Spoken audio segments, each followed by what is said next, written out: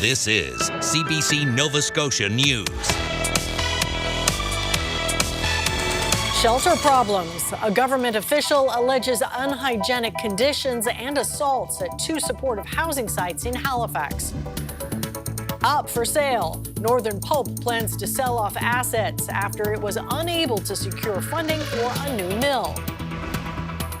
And all aboard, one of Canada's oldest passenger rail lines marks a big milestone. After another hot and humid day, this very muggy weather pattern looks to persist. As for when we'll see some relief in the forecast, I'll have those details. Your full forecast is coming up.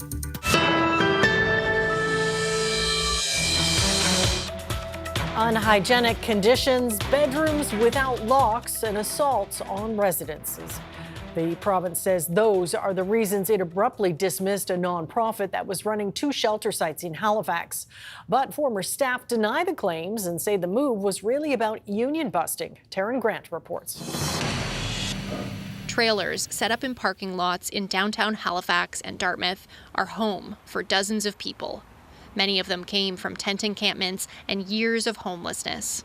The provincial government says the nonprofit tasked with managing the sites was failing those people. What I would say in what we've learned over the last week, and certainly what led to the decision, is the level of case management, the level of support really doesn't reflect what is needed in a high acuity setting like this. Last week, the province abruptly ended its contract with Out of the Cold. The group had been working with the government since the sites opened 3 years ago. It was a rocky relationship. In 2023, the province said there were problems with drug and human trafficking, poorly trained staff, and inadequate support for residents. They threatened termination. But Lee says things got better. Some of the concerns went away for a short time. Then they increased back up in the summer and fall. These are photos shared by the province, taken in the past week inside bedrooms in the shelters. Evidence, the province says, of how poorly the sites were being managed. Leadership with Out of the Cold declined to comment on the allegations. What do we want? Jobs back! When do we want it? Now! Dozens of people, including former staff, rallied outside Province House Tuesday, calling for their reinstatement as unionized workers. Over 40 people do not deserve to lose their employment in so undignified a way because of a conflict with a manager. They denied some of the province's claims about the state of the shelters, but stopped short of defending Out of the Cold leadership. They defended only themselves, the frontline workers. They say their dismissal was unfounded. We worked every day to ensure dignified, safe living conditions. The union is accusing the province of union busting, which the government denies. It says former staff can apply for positions under the new service provider. The sites are now being run by a different nonprofit, Atlantic Community Shelter Society. Taryn Grant, CBC News, Halifax. Police detonated a live grenade found outside a home in Dartmouth today. Early this morning, police were called to Pauline Crescent for a report that a grenade had been thrown on a property. That prompted the evacuation of a number of homes in the area. The explosives disposal unit, along with the Navy's Fleet Diving Unit, used a robot to X-ray to confirm it was, in fact, a live grenade. It was then moved away from homes and successfully detonated. An investigation is underway. Officials with Northern Pulp announced last night that the company will not go ahead with a new facility near Liverpool. The company says the proposed project would not have generated the required level of revenue to make it viable. Officials will now turn their attention to selling off the company's Nova Scotia assets. Michael Gorman reports. Northern Pulp's days of operating in Nova Scotia are officially numbered. For Todd Burgess and the rest of the province's forestry sector, the news was not what they were hoping for. It's going to make it more difficult for woodlot owners to manage their woodlot properly. It's going to be difficult for forestry contractors to succeed and be profitable. Profitability was the reason Northern Pulp cited Monday for not going ahead with a proposed multi-billion-dollar project near Liverpool. Officials say the operation would not have generated the necessary 14% rate of return. Instead, they'll focus on selling off assets as part of a creditor protection process that started 5 years ago. Natural Resources Minister Tory Rushton says he'll be watching to see what happens with nearly 200,000 hectares of timberland. We have a very keen interest to keep that timberland. It's always been there for industry use, whether it's for the mill or for timber for the sawmills. But it's been an industrial use. But as things go through the court process and the rules come out in the days to come, how that process is, we're going to be actively monitoring the situation. Rushton says the province is ready and willing to support a new mill, but it will also take the federal government's help, and any proponent would need skin in the game too. Freeman Lumber near Liverpool is one of many companies that would have benefited from a new mill. An official with the company says the province needs a pulp mill to increase the value of residual products from the production of lumber and forest harvests. Right now, most of that is being used to generate heat or electricity. And the value there just isn't the same as making a product that consumers can buy, right, or use, whether that's tissue, cardboard, any other, coffee filters, you name it, what comes from a pulp product. Along with operating the Pictou County Mill and management of the timberlands, Northern Pulp also operated greenhouses that produced millions of seedlings each year. Rushton says officials will try to find a way to fill that gap to help the sector keep moving forward. Michael Gorman, CBC News, Halifax. The chief of Pictou Landing First Nation says Northern Pulp's days in Nova Scotia may be coming to an end, but the company's impact on her community was significant. In a statement, Tamara Young said her community bore the direct impacts of the mill's operations for decades. The mill used Boat Harbour, a former tidal estuary next to the First Nation, as an effluent treatment facility. Although the mill shut down in 2020, Young says the trauma and environmental degradation left behind are not easily forgotten or forgiven. A class action lawsuit against Northwood in Halifax is moving forward over the company's handling of COVID cases at a long-term care facility in the spring of 2020. That class action has now been certified. The law firm behind the case says 53 residents died of COVID-19 or related complications between March and June of that year. It accuses the company of negligence, resulting in preventable spread of the virus in the facility. Preliminary inquiry dates have been set for the man accused of killing his 22-year-old girlfriend in Centerville in January. 28-year-old Justin Joseph Benjamin is charged with second-degree murder and arson with disregard to human life in the death of Peyton Pick. Police say it is a case of intimate partner violence. Due to scheduling conflicts, Benjamin's preliminary inquiry will begin in Kentville Provincial Court in December. Pick's family has criticized the delay in court proceedings, but say they are grateful things are moving ahead.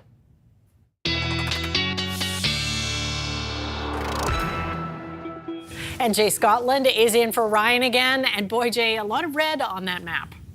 Yeah, we have that heat warning still in effect. Now extending further east to include Cape Breton. Yesterday it was just mainland Nova Scotia under the advisory, all of PEI, most of New Brunswick. So we're in good company for having that heat warning. And if you're on vacation and you can get down to the water, it hasn't been that bad. In fact, I'll show you some temperatures along the South Shore. Briar Island, 16 degrees. Western Head, 17. Yarmouth, 20 degrees. So some relief from the warmer conditions that we're seeing from more inland areas where temperatures were up, in some cases, over 30 degrees. And we see 27 in Halifax. It was 35 this afternoon with the Humidex. There's a look at what we can expect across the Halifax area tonight through tomorrow. Good bellwether for the province. We'll see some fog patches setting up overnight into tomorrow morning. Sky should begin to clear into the afternoon, although late afternoon, early evening, some clouds do start to develop again. And temperatures up into the high 20s, near 30, likely going to feel as warm as 35, even 36 again with the Humidex for your Wednesday. Wow. All right. Thanks for that, Jay. New legislation is now in effect that helps workers injured on the job return to work in a more timely and safe manner. The legislation requires employers offer accommodations and maintain open communication, while workers are expected to participate in planning for a safe return. The Workers' Compensation Board helps guide the process and ensures all parties are meeting their responsibilities. When a worker's injured on the job in this province, most of the time they can continue working in some capacity, often with modified duties that support their recovery.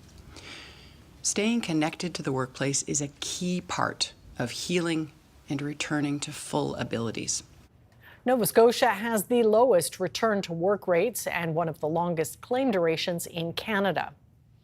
Employment numbers are up nationally, but not here in Nova Scotia. New numbers from StatsCan show the province's unemployment rate is currently 6.7%. That's up 2% from May.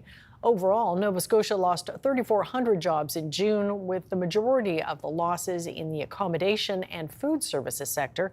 Nationally, Canada added 8,300 jobs.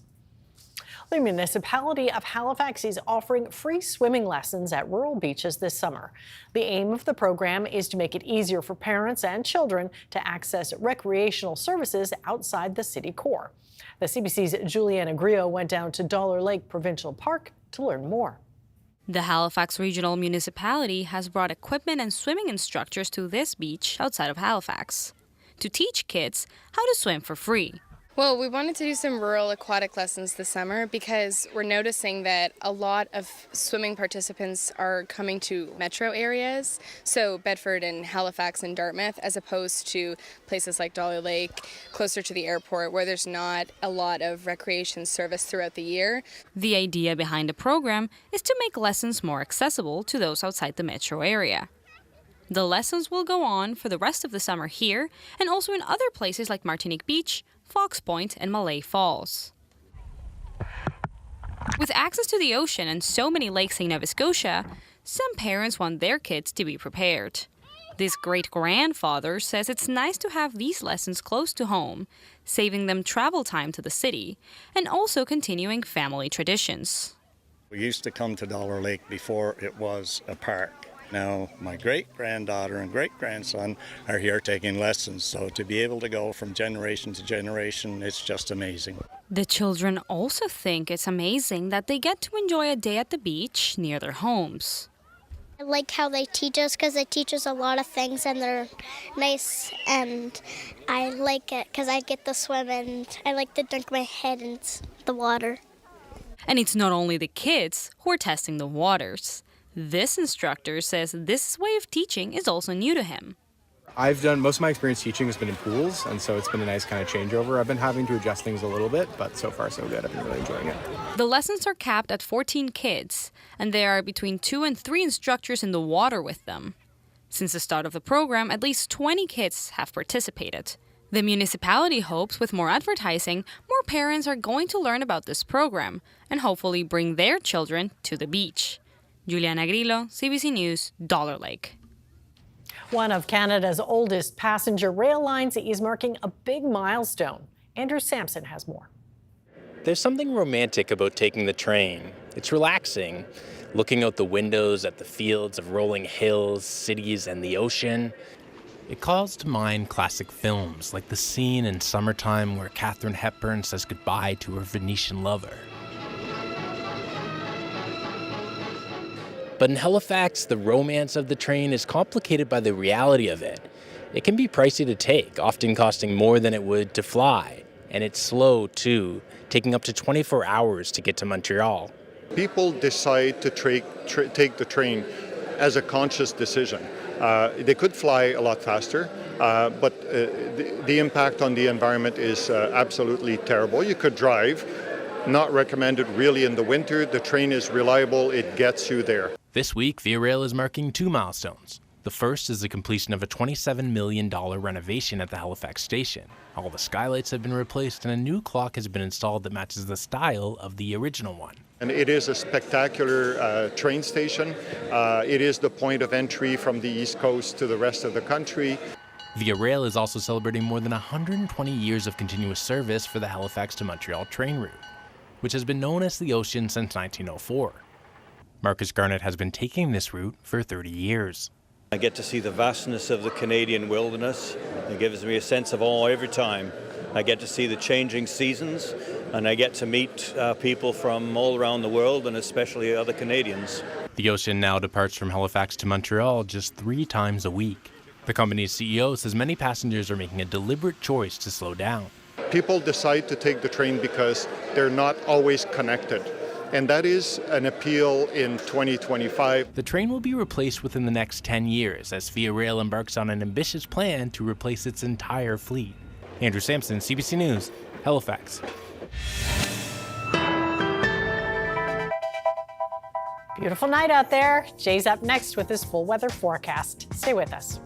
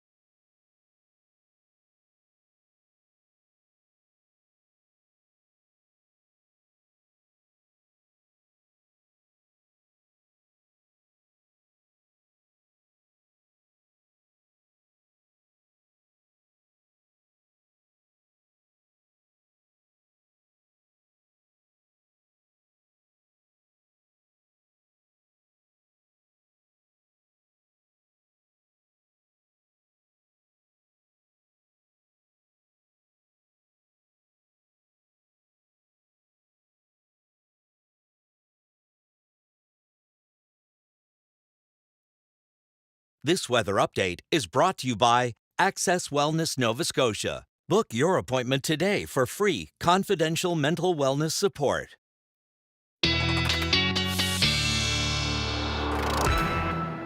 Jay is back with his full weather forecast, and it sounds like those warm temperatures are sticking around for a little bit.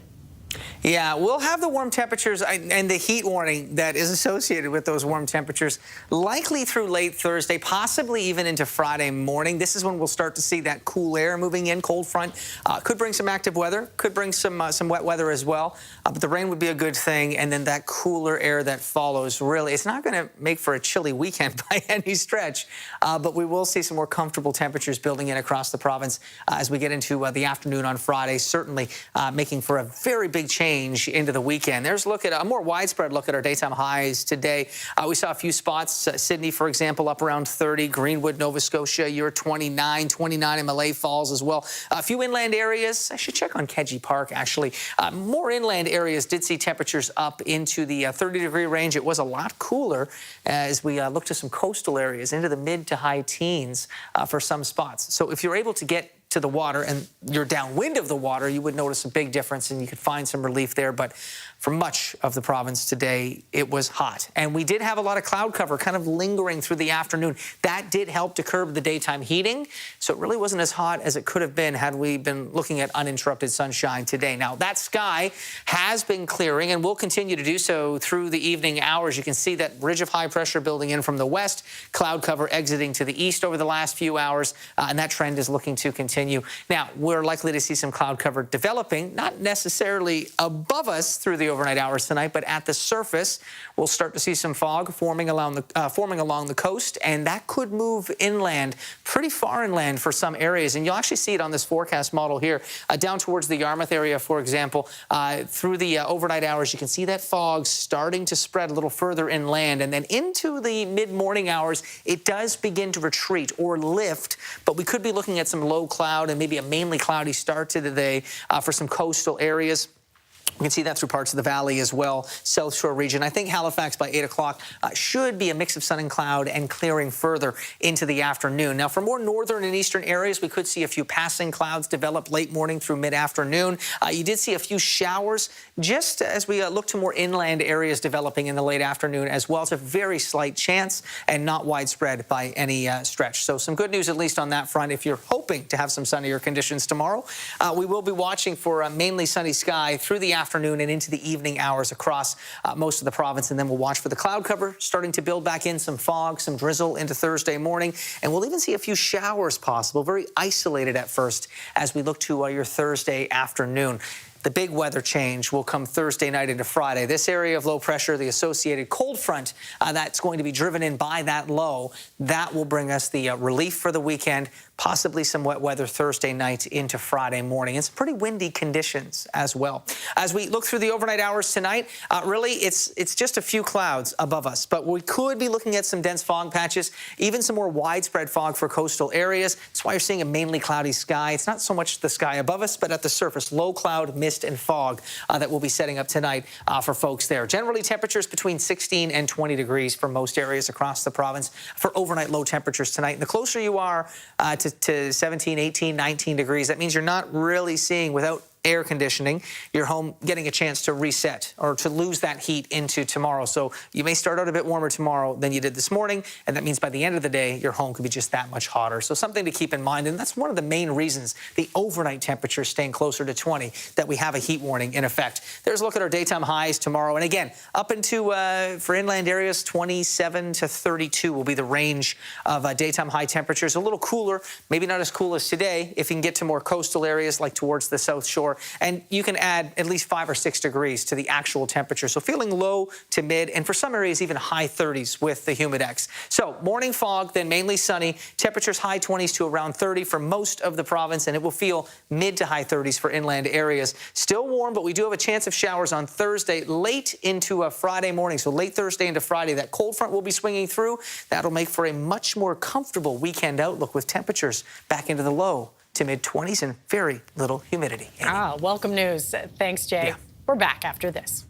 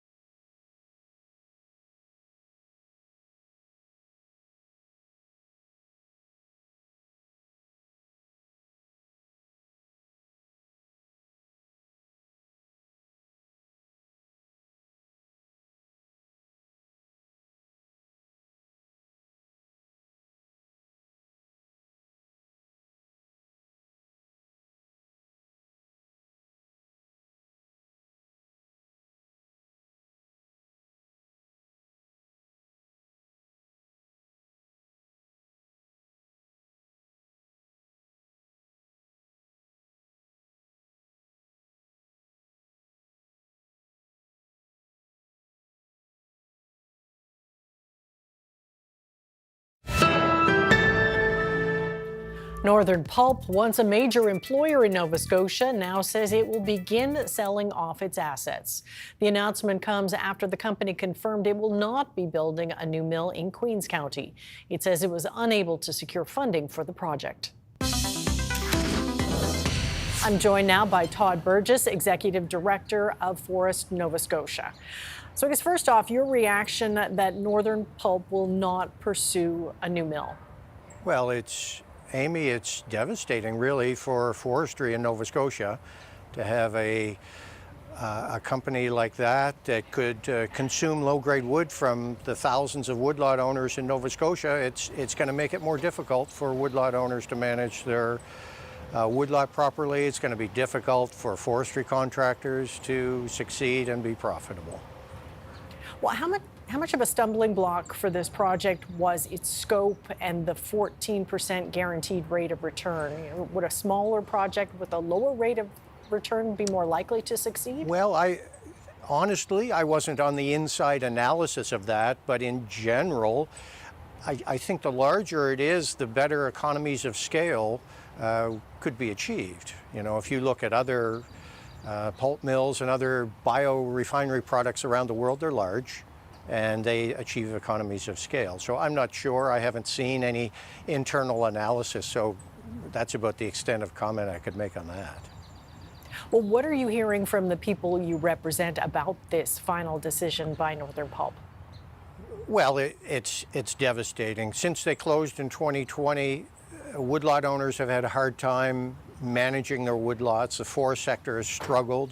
We have thousands of private woodlots around the province that are having a difficult time managing their woodlots. We've got contractors that are having a difficult time earning income as they can only take out the high value products out of a woodlot.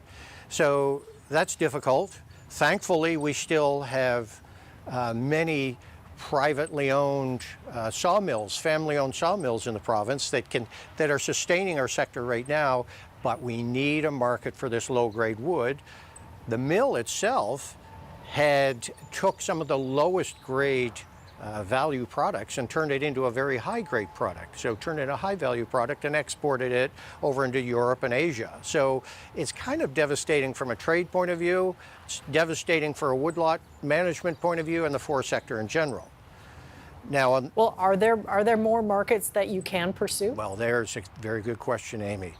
With the decision for Northern Pulp actually not to open, it actually opens the door for other businesses to seize opportunities that Nova Scotia has. So even though it's devastating for the forest sector, there is a small silver lining, and that it does open the door for other businesses. So there's other opportunities that are knocking on Nova Scotia's door. I think our government is kind of showing the cards a little bit and to say we're open for business now. So hopefully some of those business opportunities will come to fruition. Can you give me an example of some of those?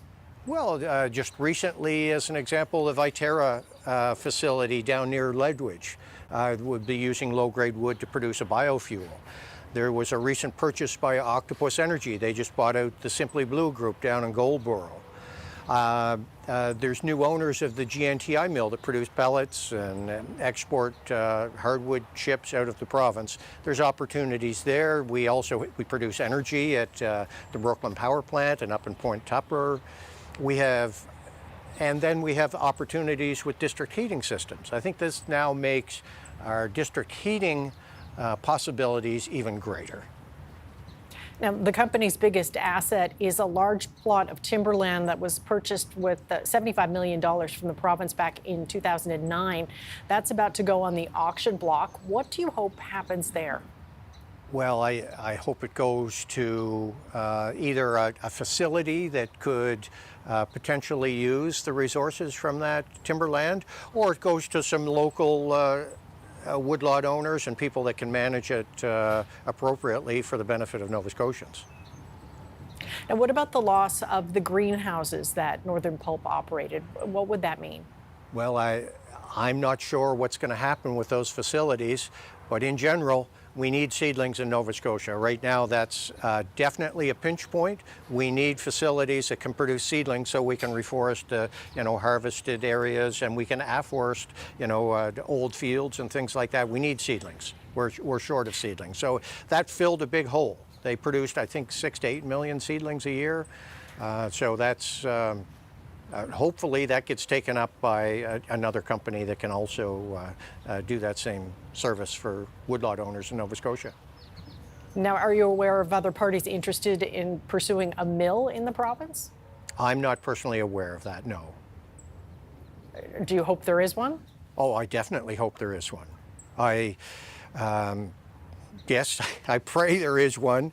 In the meantime, there are other opportunities that exist now, like I say, with district heating facilities, like the Heat New Glasgow project, that can use low-grade wood and get some of our residents off of home heating oil, and it'll take pressure off our electrical grid. And then there is, the Viterra facility, and there's other opportunities that are showing, that could come to Nova Scotia and take up the opportunity. It is disappointing that the Northern Pulp Mill won't be opening, but the fact that they've made the decision puts a line in the sand, and now we can now look forward. Rather than hoping for this, wonderful project to go ahead, now we can at least look forward. Right. Well, Mr. Burgess, thank you very much for your time. We really appreciate it. Great. Thanks, Amy.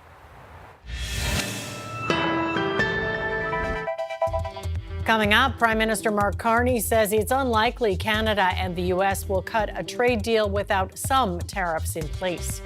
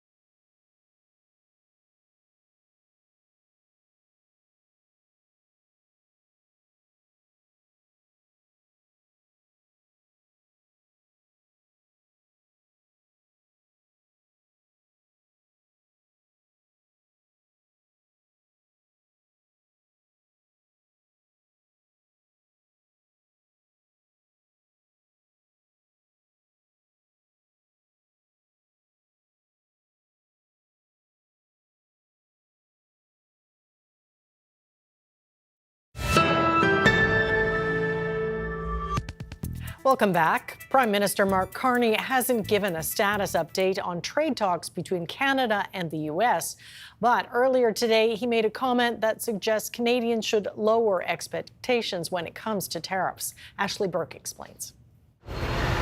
The Prime Minister has said he wants Donald Trump to lift all of his tariffs. But now Mark Carney's clearest indication yet that a tariff-free deal with the U.S. might not be possible. In French, Carney says there's not a lot of evidence right now the U.S. is willing to reach deals with countries without tariffs, and the government wants to stabilize the situation for Canada. We've seen no deals to date where another country has been able to secure a tariff-free environment. This international trade lawyer says the UK is a prime example. Its deal with the U.S. includes a 10% baseline tariff, and he says Carney is now resetting expectations here. He floated a trial balloon for Canadians and Canadian businesses, basically saying, here's what this looks like. Is this okay if there's a baseline tariff that sticks? Or do we really have to start offering more by way of concessions to the United States? We are really not interested in a baseline tariff. The steel industry hit hard by Trump's 50% tariffs says Carney is being realistic, but it can't survive if these levies stay in place. We will simply not exist anymore in as strong a way as we do today. So we are on the downward slope. We can now confirm that as of May, we have lost 30% of Canadian production of steel. So that's nationwide. But a former Conservative leader says a baseline tariff might be unavoidable. We want to get a deal that has a low as possible general tariff rate and an exemption completely, hopefully, for steel, aluminum, auto, and energy. I think if we go for that goal, it'll be good for Canada. In a phone interview with the BBC, Trump suggested that he's ready to make a deal with Canada. But when I asked the Prime Minister if a deal is within reach by the August 1st deadline, he would only say that he believes discussions will intensify between now and then. Ashley Burke, CBC News, Ottawa. StatsCan numbers for June show an uptick in the inflation rate. It was fueled by the increase in cost for vehicles and clothes.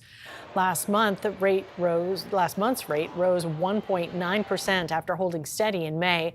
Prices for cars went up 4.1% from last year. Gas cost in June didn't change much despite higher crude prices and global conflicts. Grocery prices mostly rose, but it was tempered by lower costs for fresh fruits and vegetables. Economists say the interest rate cut by the Bank of Canada later this month looks unlikely.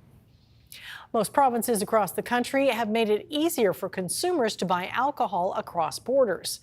It's a move in an effort to remove interprovincial trade barriers. Sharon Yonan-Reynolds has more. By next spring, you might be able to order alcoholic beverages from outside your province. Right now, each province has their own rules for buying booze from a different province or territory. For example, let's say you live here in Quebec and you want to order a case of wine for personal consumption directly from an Ontario producer or retailer like the LCBO. You are allowed to drive it over yourself, but if you want it shipped, you need to get permission from Quebec's liquor board or have them order it for you directly. Restaurants here are in the same boat. They generally can only source from the SAQ or some local artisanal producers who have a specific permit. And local producers can only sell to the SAQ or directly to customers at their own production facility. But now, most Canadian provinces and territories have signed an agreement to remove some of those barriers. To align all these different provinces who historically have worked in silo with their own liquor commissions, to get them on board to do one program, a national program that will allow direct-to-consumer sales. It's still unclear what exactly this new process would look like in practice and what exactly direct-to-consumer actually means here. Would we be able to buy directly from producers or have to go through liquor boards in provinces that currently have them? What about ordering directly from producers locally, which is something Quebecers can't currently do? What about taxes, shipping, public health concerns? Let's say a Quebecer orders a whiskey from Saskatchewan. Do they pay their alcohol tax rate, Quebec's, or a new national one? How much could you order? Would the minimum age be 18 or 19? The provinces say there's still a lot they need to figure out. This has never been done before, and so we want to make sure that we get it right. One thing we know for sure is that nothing will change for restaurants. The change will affect consumers and producers. This Montreal distillery owner says that while it's a move in the right direction, it probably won't be much of a boost for Quebec producers who are more locally focused anyway. He adds that these new provincial agreements still won't give him access to shelf space in stores or liquor boards outside the province. All consumers are going to go, hey, it's wonderful that I have more choice. So from a producer's perspective, it's a little different. I don't know that it's going to bring a significant change. Still, some experts are hopeful that the move opens the door for what's really the larger goal here, more interprovincial trade. I do think this shows a greater momentum, and if provinces can come together and make up a deal, this can show as a precedent for other sectors, which would further develop in the future. The participating provinces and territories hope to have this new process in place by May 2026. And that was the CBC's Sharon Yonan-Reynolds in Montreal. Police data shows a rise in intimate partner violence calls in Ontario. The provincial police force saw an 18% increase in reports of the violence last year. But as Julie Ireton reports, there is a silver lining. Victims' agencies say police are coordinating and responding to incidents better than ever before. Over the past several months, police and community agencies in both Lanark and Renfrew County have seen an increasing number of reports of intimate partner abuse. The OPP say it's the most reported violent crime. But I think we'll have to have... Erin Lee has worked in shelters for women fleeing violence for more than 3 decades. Here at Lanark County Interval House, the crisis line received more than 3,000 calls last year. So people are calling us after there's been a big incident of violence and looking at what their options are. And I think that that's a good thing that people are calling it. But are there more cases, or are more people calling authorities when something happens? Lee says it's both. Is there a reality that there are more incidents? Yes. Is there a reality that the incidents are more volatile? Yes. And is there an increased awareness and more discussion happening about it? Absolutely. That discussion is happening, in part with the Ontario Provincial Police. OPP data show the force is hearing from an increasing number of victims, more than 6,000 last year. That's up about 18% from the year before. I think that there are a few different reasons for that. It would be tough to put it all on one thing. I think a lot of the effort that the OPP is putting into properly investigating intimate partner violence is paying off. That includes 70 new abuse issues investigators across Ontario, but it's well documented that most cases of domestic abuse still go unreported to police. Here in Renfrew County, Victim Services received more calls about intimate partner violence last year. In 1 week, the OPP in the Upper Ottawa Valley investigated 30 cases in this rural area. There's just sort of been that steady increase. Victim Services of Renfrew County saw a 24% increase in gender-based violence victim referrals last year. There are now 3 OPP officers in this area that focus on domestic abuse issues. Mary Lee Elliott says that's a welcome resource. They're the ones that are monitoring all the incidents and then flagging the ones that have been flagged as intimate partner violence. In our community, it's especially helpful because there's not a lot of resources for people that have experienced intimate partner violence. Advocates say improved coordination with the police is important, but the goal is preventing violent incidents in the first place, and that takes more community outreach and education. Julie Ireton, CBC News, Renfrew County. A new study shows about 1/3 of Canadians have become obese. It points to a sharp increase in obesity rates during the COVID-19 pandemic. Jennifer Lagrassa has the details. In the early months of the pandemic, Angela Martin says cooking was her comfort. As a nurse, food helped her cope with the stress. Social supports were away. You couldn't go to the gym, like where my social life was. So just didn't have anywhere to go or anything to do. And so it just kind of piled on slowly but surely. While Martin has always struggled with obesity, she says the pandemic made her weight gain worse. And according to new research, she's not alone. And we found that the rate of obesity was steadily increasing. The study, published in the Canadian Medical Association Journal, found that in 2023, 1/3, or 10.6 million Canadians, were considered obese, up about 8 percentage points since 2009. The study used body mass index, or BMI, which researchers recognize is an imperfect measure of health, but still allows them to spot trends. They found that during the pandemic, the rate of obesity nearly doubled. Many different reasons have been hypothesized for this, such as increased sedentary behavior. Another main reason might be factors associated with mental health. One expert who works with people struggling with obesity says isolation likely played a role. People who are living with depression, their depression may have got even worse, and that's where we saw people having an increase in their weight. The research also found that since 2009, obesity increased the most in young adults, and that more women became severely obese. With the more severe rates of obesity, we're going to see more of the complications. So the complications end up being type 2 diabetes, osteoarthritis, coronary artery disease. Since this data was collected, popular weight loss drugs have become more available in Canada, raising questions about whether that will impact the obesity rate. Jennifer LaGrassa, CBC News, Toronto. The Emmy nominations for this year are out. Magda Gabrisalasa looks at the nominees. The Emmys are showing a lot of love to 13 shows that nabbed double-digit nominations. In the top spot, with 27, is Severance. This is a show all about some biotech employees that had surgery to split their consciousness into two. You have their innie work lives and their outie personal lives. Lead actors Adam Scott and Britt Lauer both scored nominations for the Apple TV Plus hit. Here's a taste of the series. What you all did was one of the most painful moments in the history of this company. What the hell? But the four of you have become known as the face of severance reform. Moving on, The Penguin nabbed the second most nominations with 24. The show all about the Batman villain stars Colin Farrell.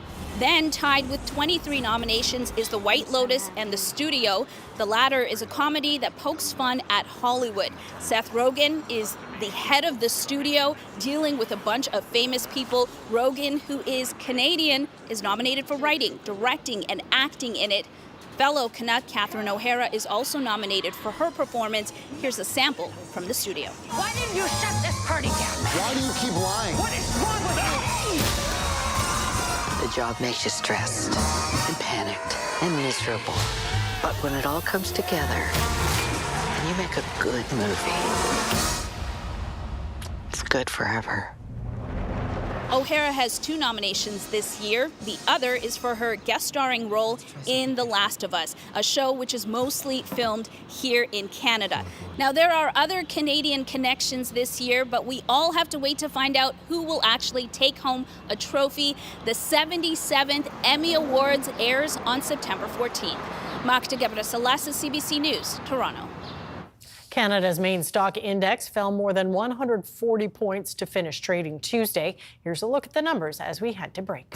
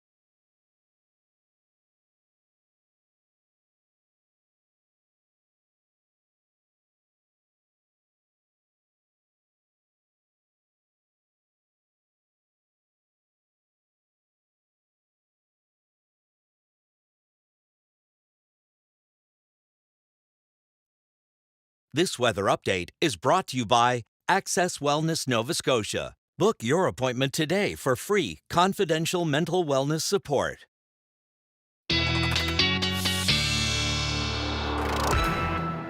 Jay's back with one last look at the weather, and what a week to be on vacation. Yeah, I don't know how it's possible for a scheduling department, but if we could line up our vacations, Amy, with Tom and Ryan's schedule, they seem to have picked a good one. We should try harder.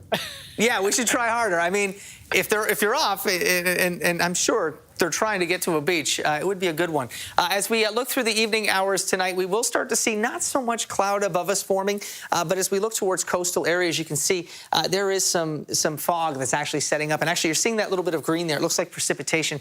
If we are, it's in the form of mist or drizzle that we will see setting up overnight into the early morning hours for your Wednesday.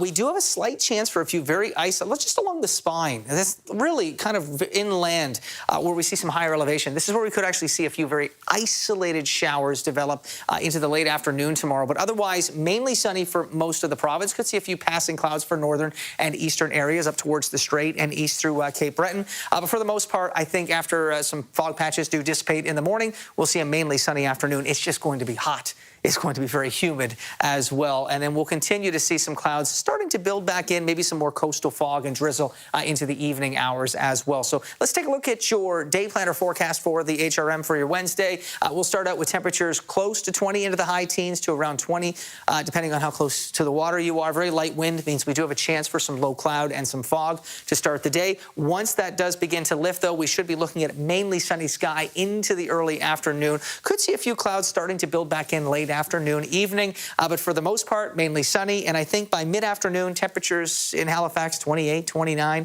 likely feeling a little bit closer to 35, 36 with the humidex for inland areas. So another hot and humid one tomorrow. No surprise, that heat warning ain't going anywhere soon. Yeah, sticking around. All right. Yeah. Thanks for that, Jay.